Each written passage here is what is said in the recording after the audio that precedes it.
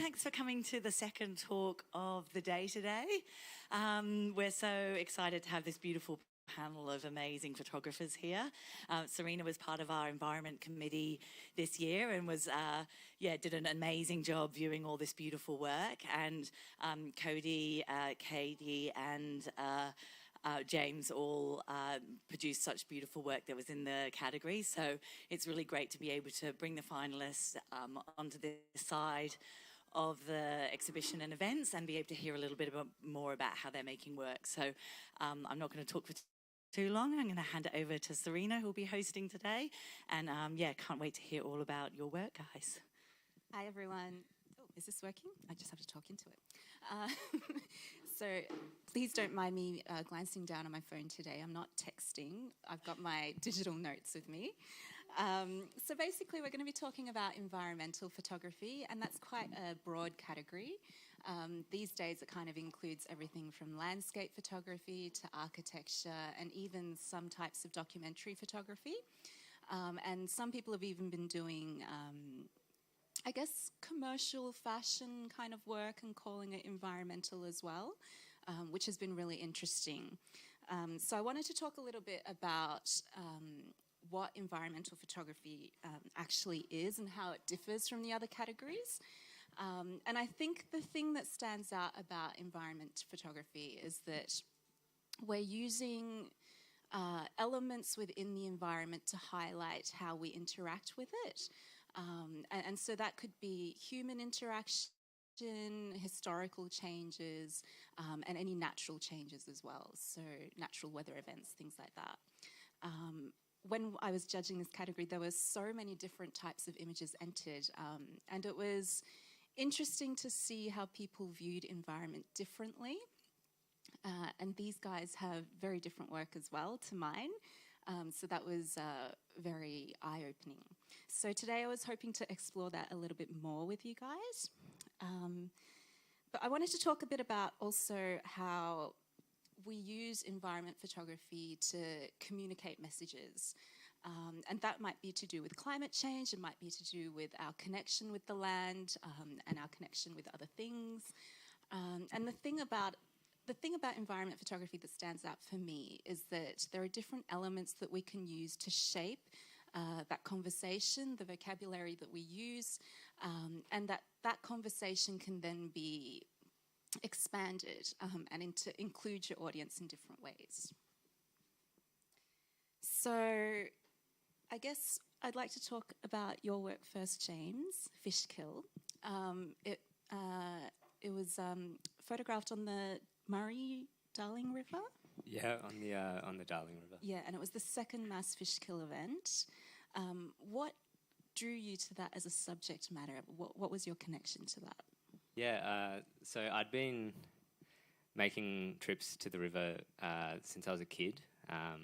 Most school holidays or kind of as far back as I can remember, we'd go a couple of times a year out to the Murray and Darling rivers on camping trips. So I spent a lot of time there as a kid, but kind of viewing the landscape as a tourist. And then in 2019, I did an artist residency in Lightning Ridge, which is a town kind of in the northern part of the Murray-Darling Basin. And that was maybe a couple of months after the first mass fish kill in 2019. And as I was driving back down the Darling River, I got to experience kind of the Darling River at its worst, and it was pretty horrifying to see. So since then, I've been making trips back to the river and kind of photographing the landscape, the river, and the people who inhabit the communities, trying to learn about what's happening, what are the causes of kind of this environmental destruction, and kind of maybe what is in store for the river, or if there's any hope for it in the future. Yeah, so for the last kind of 4 years, I've been photographing that landscape. And your work kind of uses a multidisciplinary approach, so you use recordings as well, archival images, How does all of that come together to, I guess, communicate the messages that you're trying to get across? Yeah, I think for me, photography at its kind of best is a tool for learning, and the projects that I make and the things I photograph are things I'm curious about and want to learn more about. So when I work on a project, I guess my goal is to come out of it with a better understanding of what it is, what the issue is, or what are the problems that, in this case, this environment was kind of undergoing. And going out into the landscape and meeting people, I'd kind of record interviews. The people who live in these landscapes know a lot more about what's happening because they see kind of these issues every day. So I spent hours interviewing people and talking to them and trying to learn what they know. And and then the other parts of the project kind of involved digging into archives and seeing what this river landscape used to look like, and what the changes that have been made over kind of the last 200 years have been. So I guess having these multiple approaches to image making and researching a project just kind of helped to inform me and the work that I end up making. And what's some of the feedback that you've had from your project? Has it raised awareness, and has it actually contributed to any type of change that you've been proud of? Yeah, it's kind of an interesting one because I didn't set out to make work essentially to make change. I just wanted to know more about it. And I'm not sure, I mean, the work is seen by people, and hopefully that's brought things to light that people didn't know. And I hope that it continues to do that, and it can maybe eventually create change. But at this stage, I think as image makers and people who take photographs, just getting work that we're passionate about and we believe strongly in out into the world is kind of, is at least my main goal. And yeah, it's nice to have been able to do that. Awesome, thank you. And I guess we've been talking a little bit about how you get that message across, and I've been talking with Kate about her image. It's entitled "What Was There Is Not," and it's been flashing on the screen. It's of a glacier in Iceland, and it was actually taken 10 years ago. So what you see there is actually no longer there. It was taken on near Skaftafellsjökull, which is, it's a tongue of one of the larger icebergs, glaciers in Iceland. So we think it was Svinafellsjökull, and that has experienced a lot of retreat in the last 10 years. So Kate, I wanted to know a little bit more about what that was like for you, and how it came to be a subject matter for you that you wanted to photograph, and whether you knew that was that message that you wanted to convey at the time that you took the photo.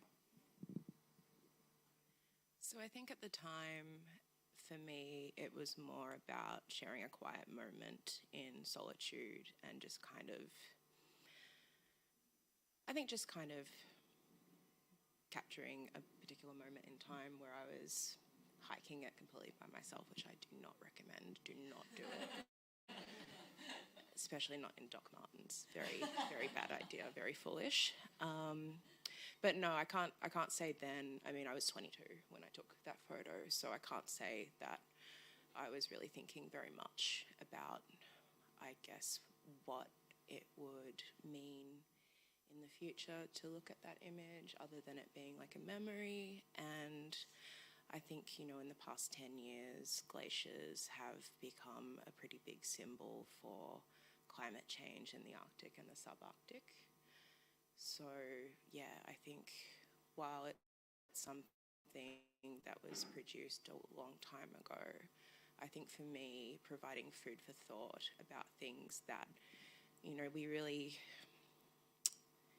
we really love, but also take for granted that, you know, we like going to these places. You know, we love going to Iceland, especially with the mass tourism, but they're places that kind of come with a cost when we keep treading on the land.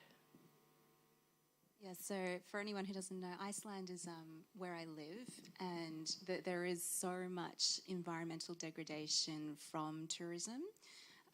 Some places have actually been made inaccessible now because of the level of erosion from foot traffic. So it's really interesting to see this image by Kate. It is such a beautiful, peaceful moment, which has been so affected by the tourism. And I think that's something that really stands out about her photography. And even though it's just a memory, other people can enjoy that as well. And I guess that's the thing about photos, that they are memories that we create. Even if they're things that we set up for the purpose of that image, it's a moment in time that we've recorded. So for Cody, your image lychee trees was also part of a bigger project. And it really stood out for me when I was judging the environment category, because it features the netting on lychee trees, and for me it reminds me of a quiet attic space that has kind of been packed away and no one's accessed it for a while. And so for me that really does evoke that sense of memory and nostalgia. Can you tell us a bit about that series and what drew you to that subject matter? Yeah, so the idea behind the series was I have some grandparents and they live up near Mackay in Serena, and they built a house on like a block of land that had a lot of trees and a lot of life, and my granddad built the house and they lived there for about 40 years. And eventually they just sort of got too old to take care of the property and take care of the trees specifically. They had lychee trees, mango trees, coconuts and everything on there.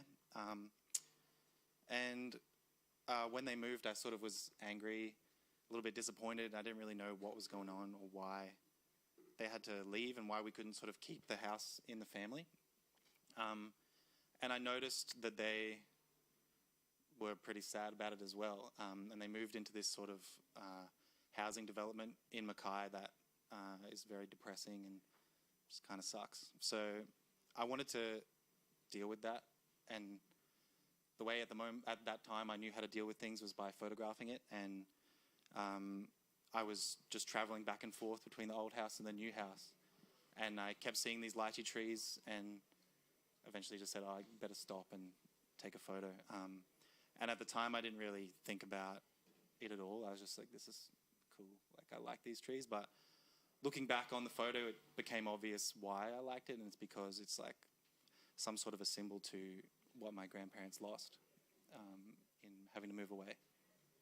And so by creating this project, has it drawn you any closer to the land there and your relationship with your grandparents? Yeah, I think in terms of a relationship with my grandparents, I feel a lot more proud of them and sort of more able to understand like their lives in general.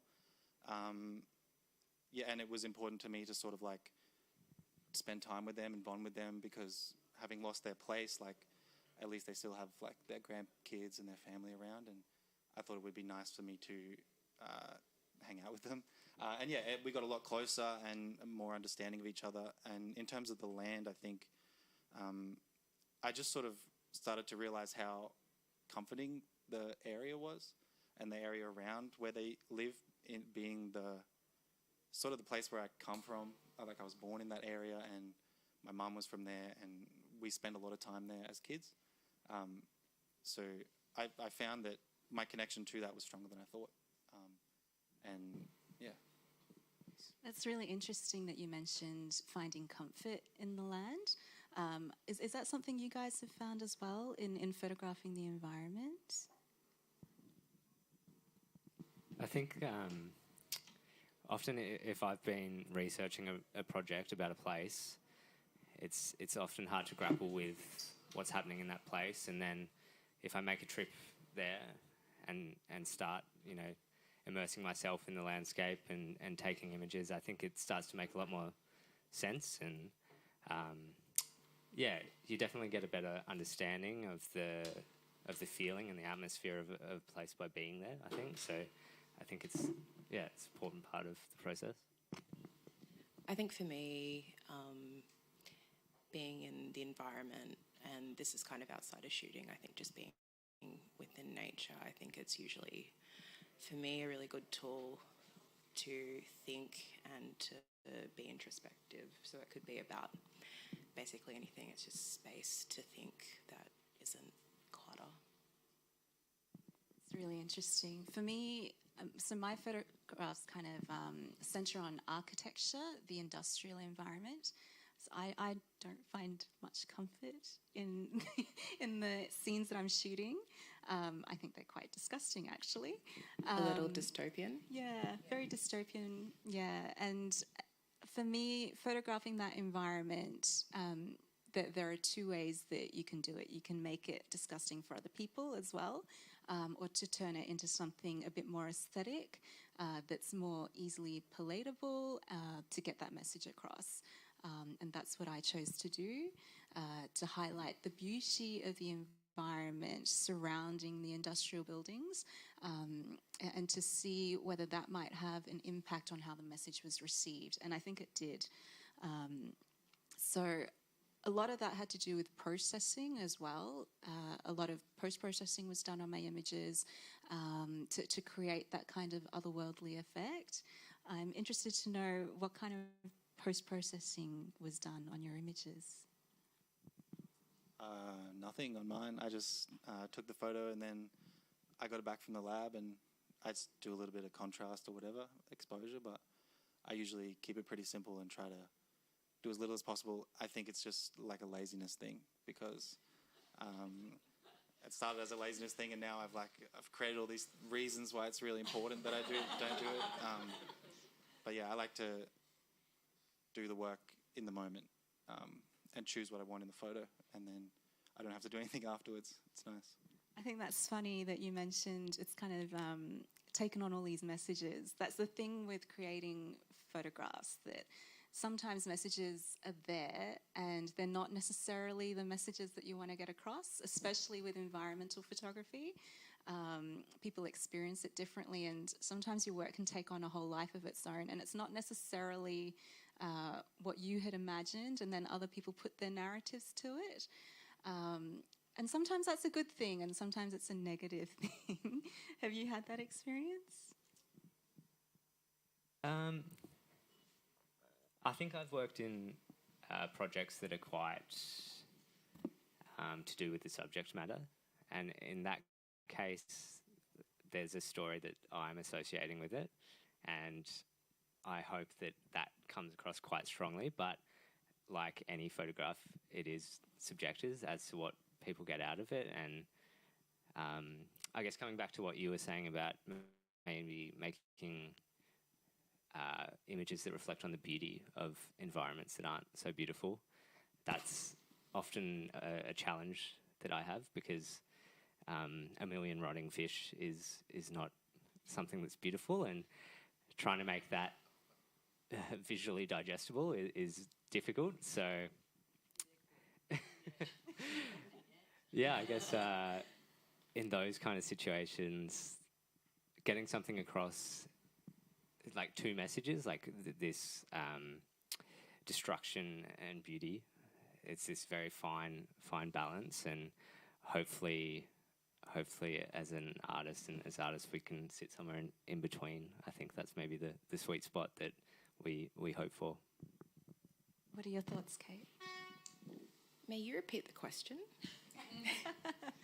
So I guess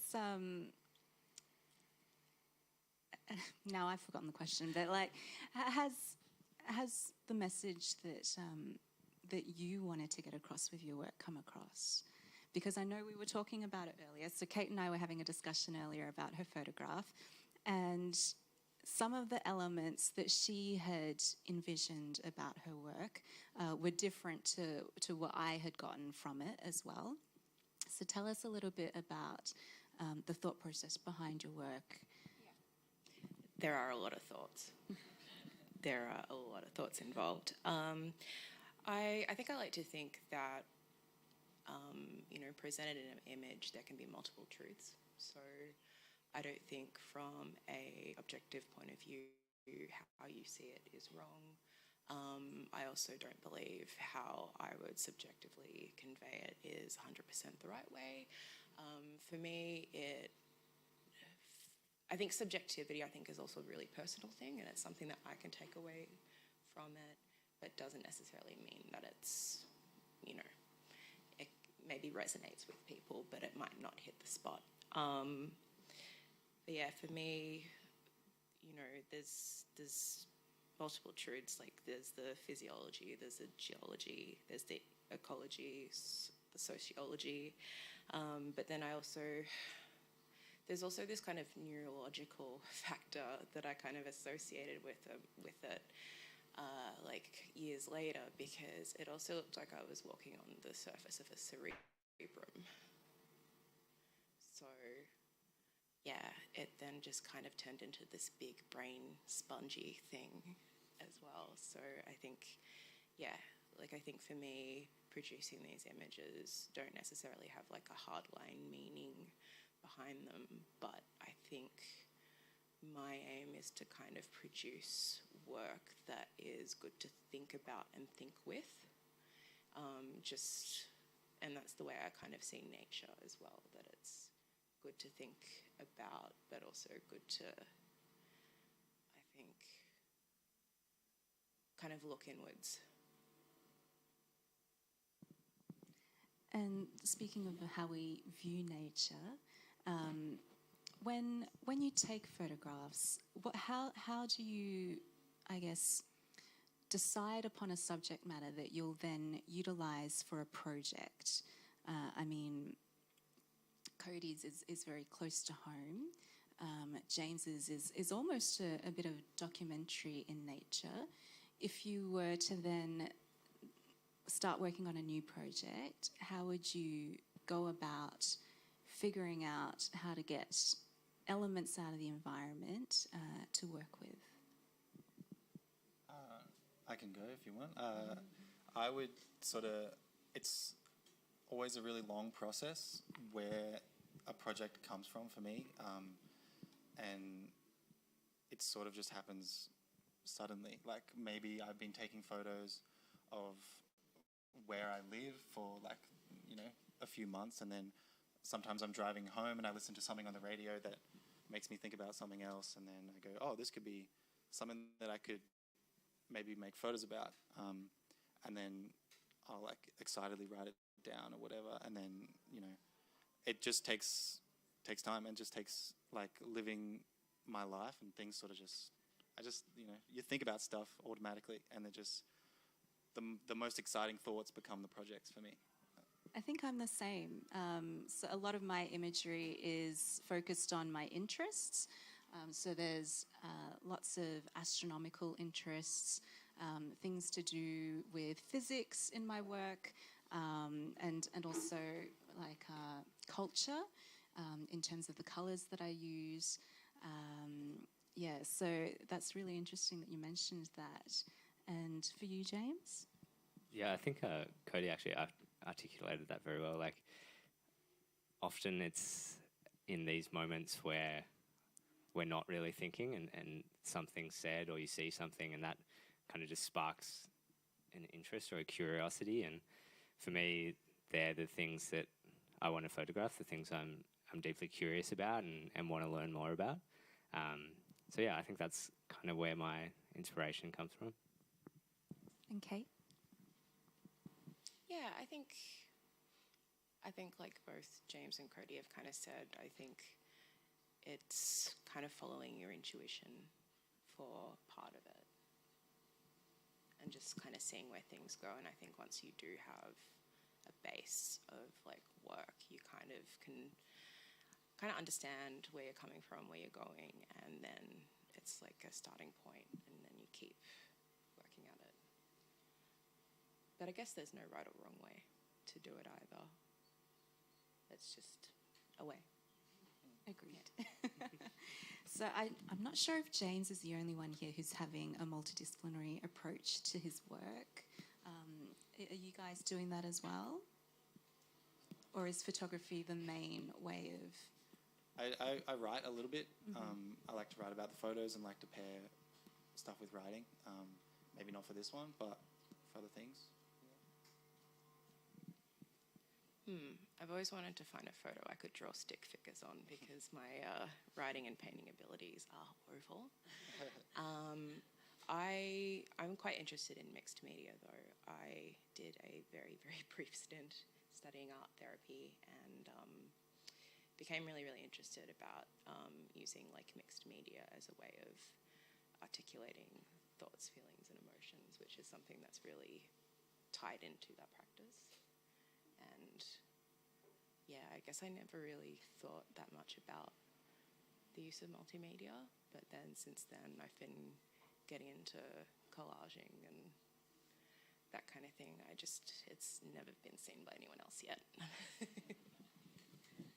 So do you have any ideas about future projects and how you might utilise mixed media? Yeah, I think a lot of my work, I'd say, is quite closely cropped. Like, I really like to really get in there. Yeah, I think there's a lot to think about the spaces in between and what that can kind of say about that work and whether you necessarily, I don't know, what the negative space can kind of say about a particular topic or an image, like, you know, I guess even at an aesthetic level. But yeah, I think it's something I really want to explore. I think it's just, I mean, for me, it's getting started. And Cody, I've noticed you have several projects on the go. Can you tell us a bit more about them and how they do they relate to this one? Sure. Several projects. I think I have there's a lot of time out there, and this project with my family, it's like 3 weeks worth of work. So I spend a lot of my time just taking photos on my phone about just everyday life, and I consider that sort of a lifelong project that it'll end when I end, but that's a project that doesn't have a name, doesn't really have an idea, but it's like a constant thing. Also, during coronavirus, I sort of, with all that spare time, I spent a lot of time taking photos of corners of rooms and like light coming in through windows and things like that. And that to me was a project. I make a lot of projects that don't go anywhere. And I spend a lot of time making little book dummies and little things and go. And a lot of the time I finish them and I think like,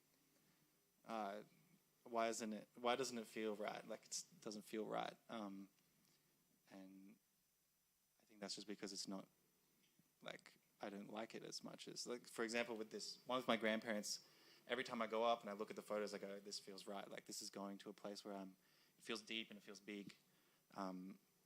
But yeah, a lot of projects on the go.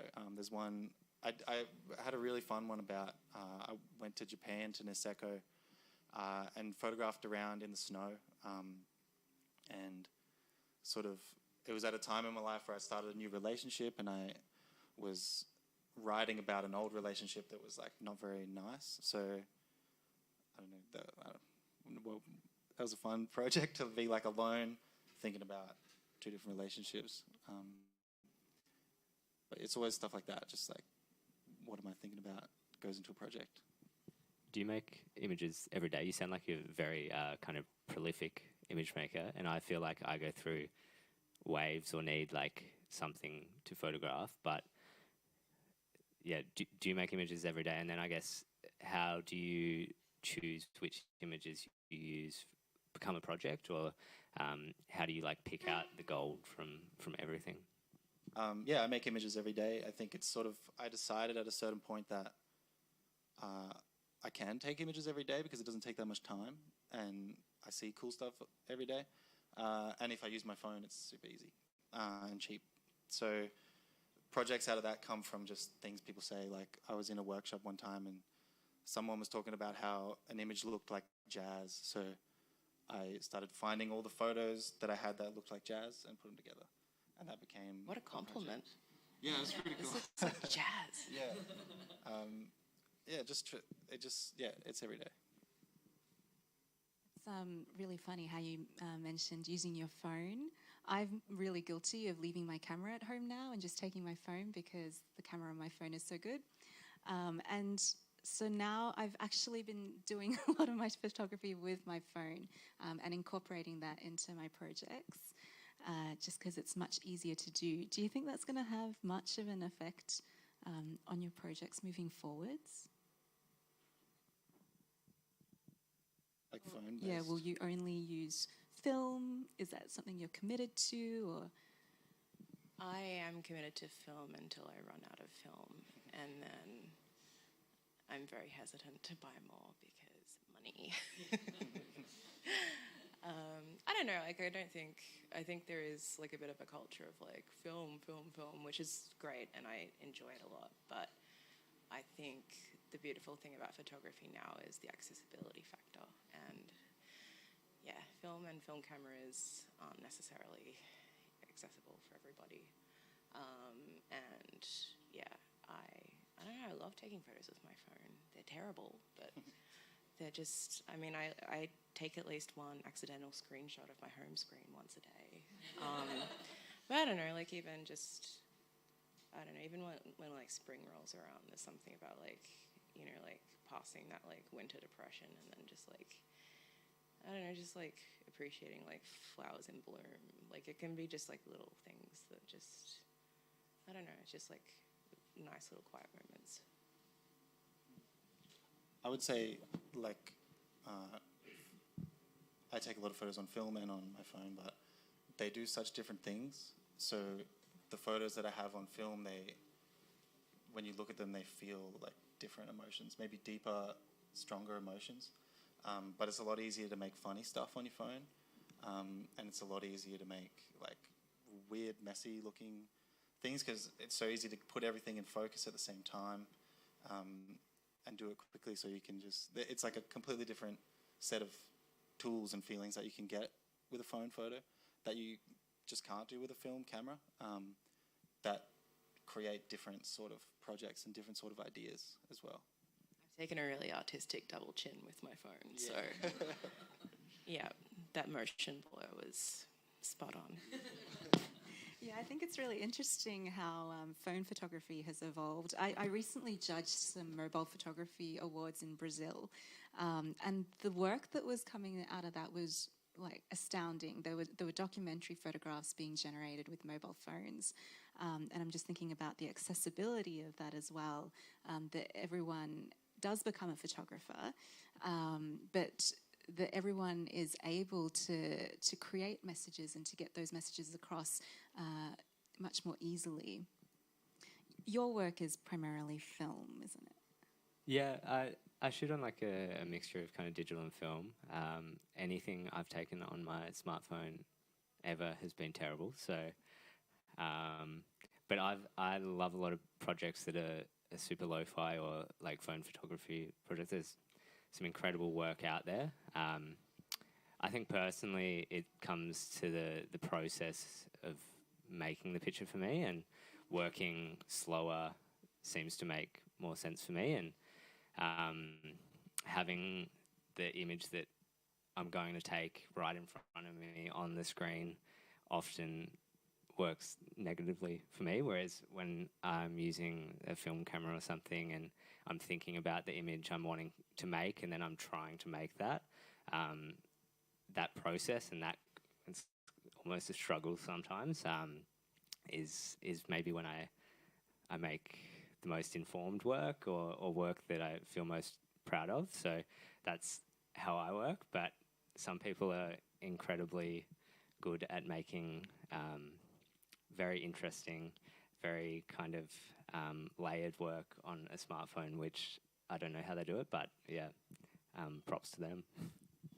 Can I expand on that as well? I kind of agree. I agree with James that I don't feel like I can shoot on any other camera the way I can shoot on the one camera that I use to shoot all my work. And I don't know, like I think I started off doing, with a DSLR, and I was doing a digital degree, which was very much about, you can explore film if you want, but it's not priority here.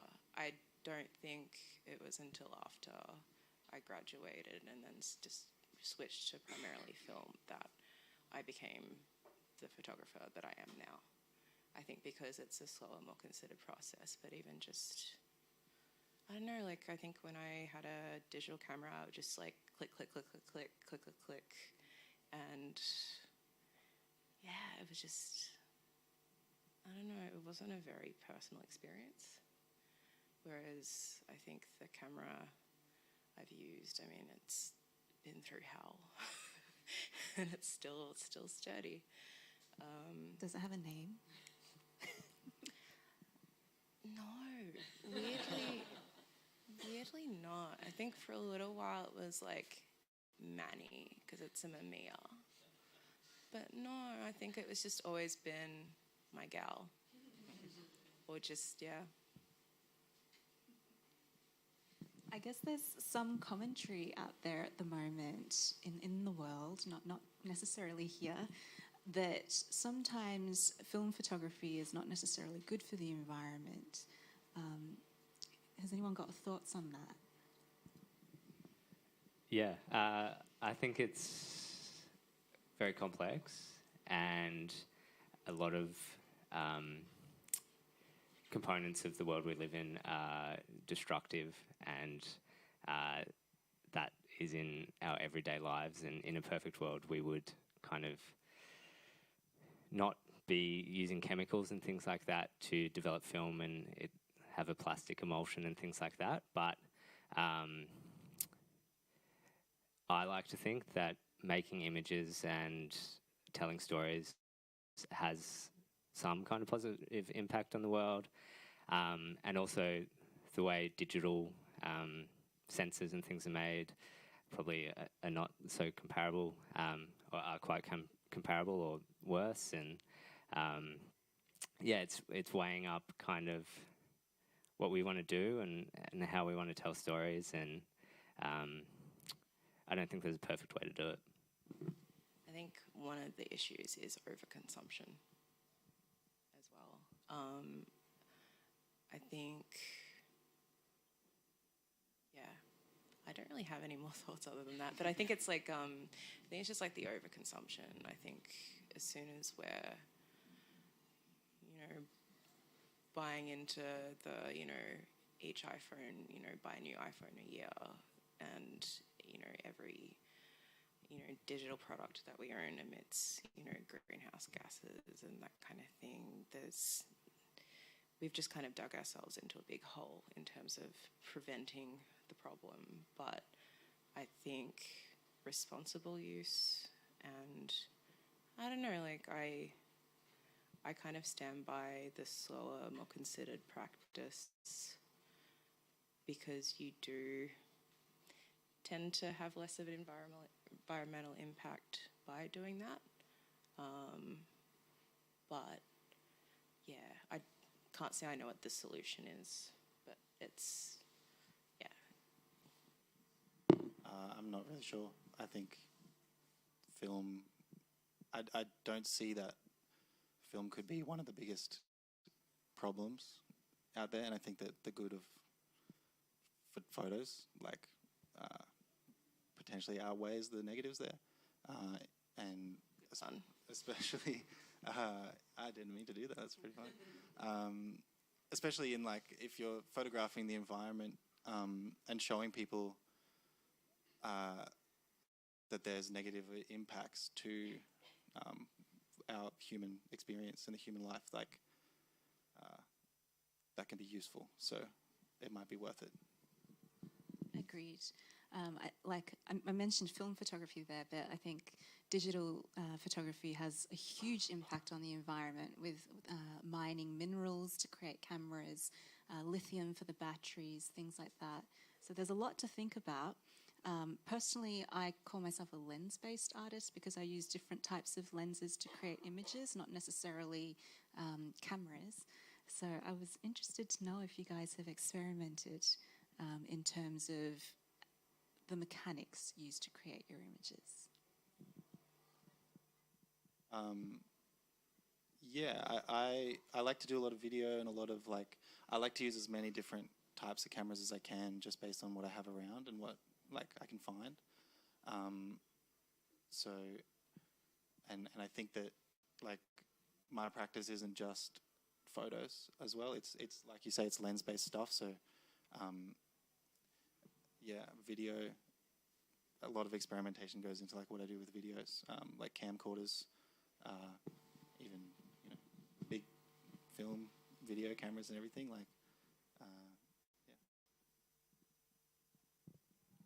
Yeah, I mean, I think it comes back to, for me, what I feel comfortable making images with, and a lot of that is a film camera, and I've experimented with 4x5 kind of large format and things like that, and that slows down the process even further, and in my experience, maybe a little bit too slow for me. But yeah, I think there's a lot of very interesting work being made with alternate process and printing techniques and things like that, which I'd love to explore. But yeah. Any words on the matter, Kate? Remind me of the matter. So looking at using different kinds of lenses or mechanics to create your work.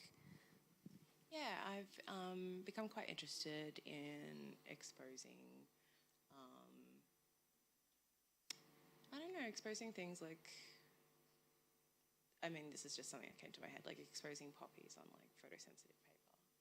And I think having a slightly more interactive kind of experience where you just kind of lay them flat outside and you have, people that can kind of observe and interact with the work, that'd be really, really cool.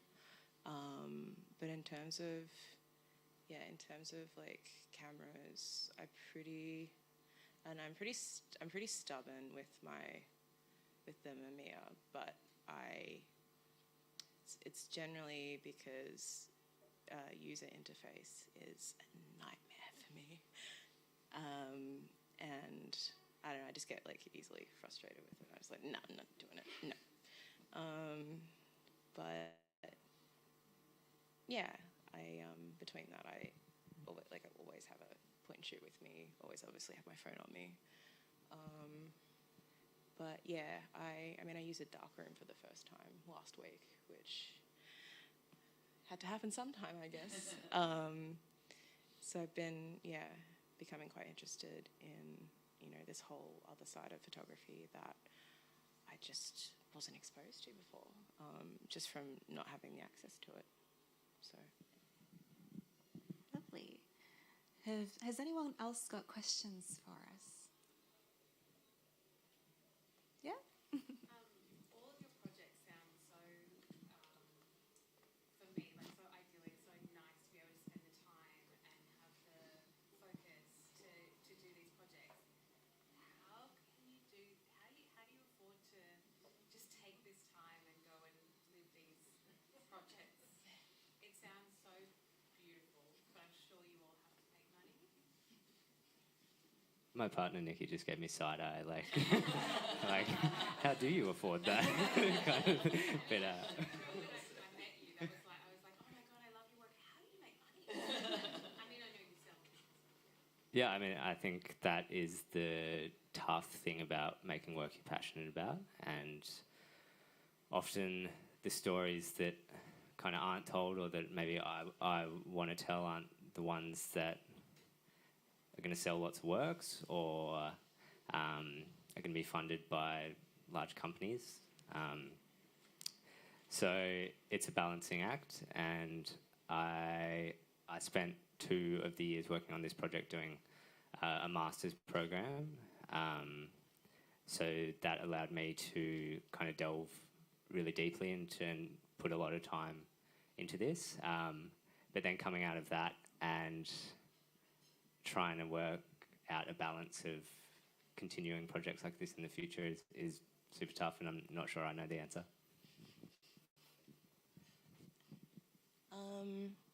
A lot of my Yeah, so a lot of my earlier works, I think, were very heavily based on the fact that I needed to board a plane and go somewhere else. That kind of died down probably in around 2016. So I've got just a lot of unfinished work just because I was kind of realising that it wasn't A, sustainable, and B, really that ethical, travelling from Australia to Greenland. Unless I was based, in the area, like you are. There is kind of an ethical aspect of finishing work.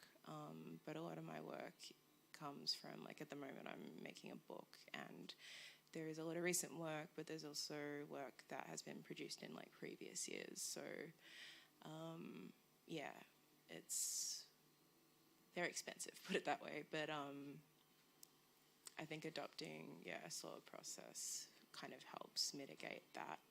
And I should really start applying for grants. I think for me, I'm lucky that my parents have a bit of money, so they help me to make stuff. And my mum's an artist, so she sort of likes that I'm doing this, and she wants to support me in doing that.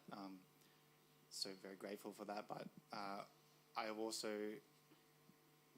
in the past couple of years, I used to think there's no way that I can have a job and do this stuff. But what I realized is that the stress of not having enough money to make it properly is actually worse than having less time. So now I just got a job and I just do it when I can. So on the weekend or after work. And it may mean that I have less time, but I think the work comes out better if I have more money to put into it. Yeah, I think that's the same for me. So a lot of people always ask me, how do you sustain yourself being a photographer, especially when you're traveling a lot and living in one of the northern countries where it's very expensive.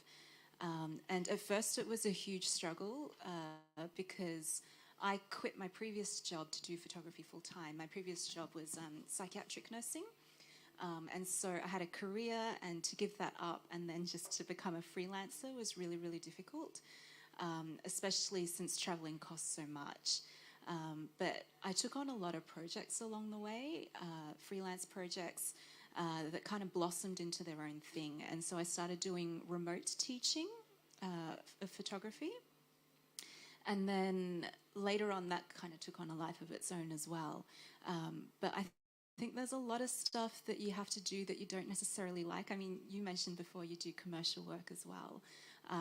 I also do commercial work. I don't talk about it because it's not what I enjoy, but I have to do it to pay the bills. And, there's all sorts of photography stuff that, I have to do to pay the bills, taking pictures of people's newborns or weddings, things that I hate doing, but that keeps it going. But in terms of just focusing only on nature or environment or landscape photography, I mean, there's so much saturation of it in the market. It's really hard to sell prints. And unless you can get your work into a gallery or into a magazine, it's hard to make money from it. And I think one of the ways that is really good to sustain it is to apply for artist residencies in places where you want to go. So I know there are lots of residencies in Europe. There's a residency in the north of Iceland at the moment where you get to spend 6 weeks in the environment, a place that you've never been before. You get to immerse yourself in the culture and you get paid to create that work that you do. So, yeah, to create a new project, basically. It just has to fit with the theme of what they're looking for. So that exists. Put in a good word for me. Yeah, there's heaps out there. You just have to research it, look into it. And they represent all kinds of themes, not just environment photography. You could go to someplace in the middle of nowhere in Lithuania and work on a political project. So, yeah, there's lots out there. Any other questions? Got a bit of a question, an observation as well, I suppose. I just love listening to all of you talk. I love hearing about all your projects, so thank you so much. I love that there's this theme between all your work, although the projects are also different, like of kind of past, present, and future. And you know, Kate and Cody, you're kind of definitely working sort of in past a little bit, and James very much in present and how it affects the future. And Serena, your work is very futuristic. I guess the question is, do you feel like with photographing the environment that those themes of past, present and future are inevitable in what the work you're making? And is it something that you guys are thinking about when you're making the work, or is it just something that is automatically going to be there in the environment we live in now? Yeah, I think it is kind of, with the world we live in today, any photograph of any environment is charged with a lot of kind of themes of climate change, and so making work of an environment comes with a lot of that. And I'm not sure that when I take a photo in nature that I'm intending to do that, but if it does bring those themes, I don't think it's a bad thing. And in my work, that's a lot of the time what I'm trying to convey. So I think, we live in a world where it's inherent, and often it's negative in terms of the connotations of what's happening to an environment or what will happen to an environment. But yeah, I think that answers the question. Yeah, I think what James said is on the mark. It's inherent. But in terms of like focusing on the past or the present or the future, for my work, I really like to focus on what could be. And I think that draws a distinction between what we've done and what we could do. And I think that changes the conversation a lot in terms of the narrative. And I use my work to instill hope. I know there's a lot of work out there that doesn't, and it just highlights a lot of that negativity about what's happening to our climate, to our planet. And I think that causes a lot of eco-anxiety, and people just don't want to think about it anymore. They see the picture, it hurts, and they don't want to talk about it anymore. So for me, it's about presenting something that they can think about in the future, about how things might be different, how we might work together to achieve that change. So my work is pretty futuristic. I like to stay there. I work definitely with the past a lot, in the how things change. And what I noticed is when I look at old photos, everything looks so cool, and I don't think that's because people were smarter back then or better designers or whatever. I think it's just because time increases the value of things. So I also, when I make work in the present, I like to think about that, in that I don't try to cut out things that are here. I try to foster an appreciation for what we have, and because if you can love it in 40 years, you probably love it now. So yeah.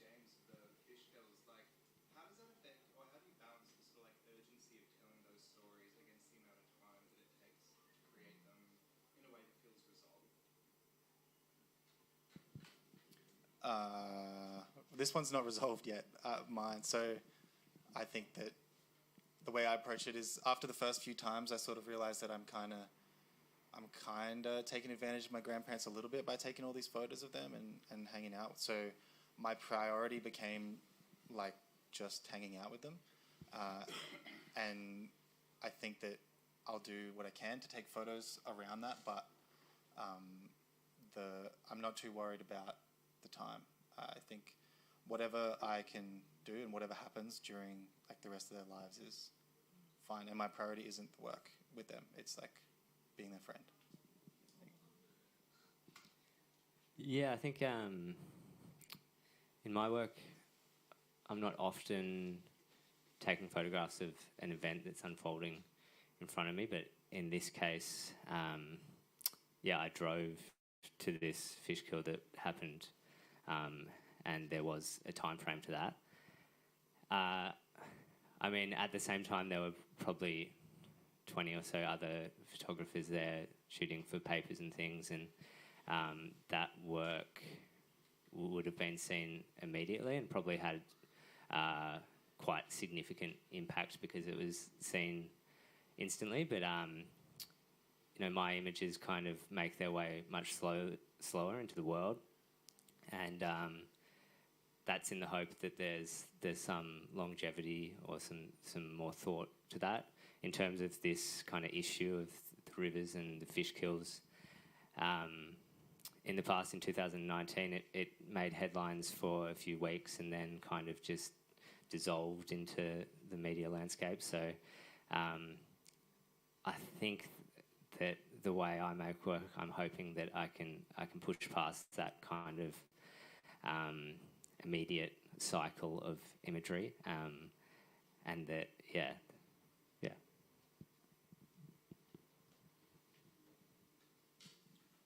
And I mean, I guess for me, with the kind of aspect of my work that does look at climate change, for me, my work does feel a bit like a drop in the ocean as well. So I think for me, it's difficult to try and find what I'm trying to convey when, I think when I was talking before about even just the symbol of the glacier has become, an image that we think of when we think of climate change. So,